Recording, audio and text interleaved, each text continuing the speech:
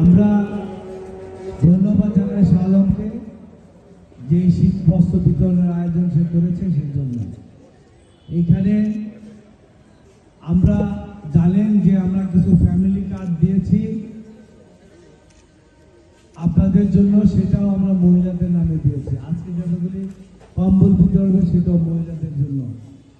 আমাদের দলের কর্মসূচি আমাদের তারেক রহমান সাহেব বলেছে আমাদের নারী জাতি যারা মহিলা আছে তাদেরকে সাথে নিয়ে আগামী দিনের উন্নয়নের বাংলাদেশ আমরা গড়ে তুলব এবং সেখানে আমরা কোনো বৈষম্য থাকবে না, আইনের শাসন থাকবে এবং দীর্ঘদিন যে আপনারা ভোট দিতে পারেন না, আমরা ভোট দিতে পারি না, এই ভোটের অধিকার ফিরে এসেছে।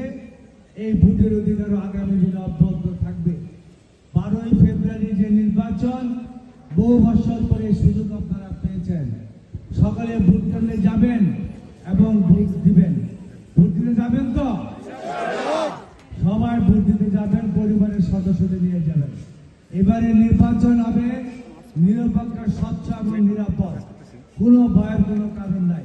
সবাই নির্বিঘ্নে ভয়কে ভোট কেন্দ্রে যাবেন। শেখ হাসিনা একটা জুলুমবাজ ছিল, হত্যাকারী ছিল, খুনি ছিল, বাংলাদেশে গুম খুন সৃষ্টি করেছে। বাংলাদেশে এই গণ অভ্যুত্থানের সময় গুলি করে 1400 লোক বেড়েছে। আমাদের ভাটারও অনেক লোক মারা গেছে, তার মধ্যে তার কোনো অনুশোচনা নাই।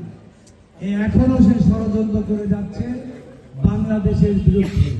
সুতরাং ষড়যন্ত্র, মিথ্যাচার ইলেকশনের দিনে অনেক হবে, সেগুলিকে আপনাকে মাথায় রেখেই আপনাদের সামনে এগিয়ে যেতে হবে।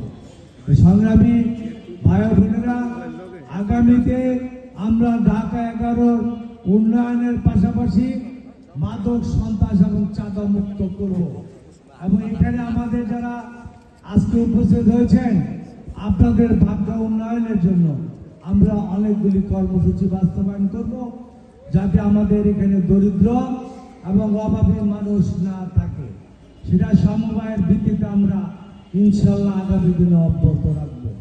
তো সুতরাং আপনারা বিএনপিকে ধানে শীষে ভোট দিলে আগামী দিনে আপনাদের আমাদের সকলের মঙ্গল হবে, উন্নয়নের এলাকার উন্নয়ন হবে, মানুষ শান্তিতে থাকবে। সুতরাং আপনাদের অনুরোধ করব, ভোট কেন্দ্রে যাবেন, কোনো মিথ্যাচার অপপ্রচারে বিভ্রান্ত হবেন না। সকলকে ধন্যবাদ জানাই। খুদা হাফেজ। বাংলাদেশ জিন্দাবাদ। আমরা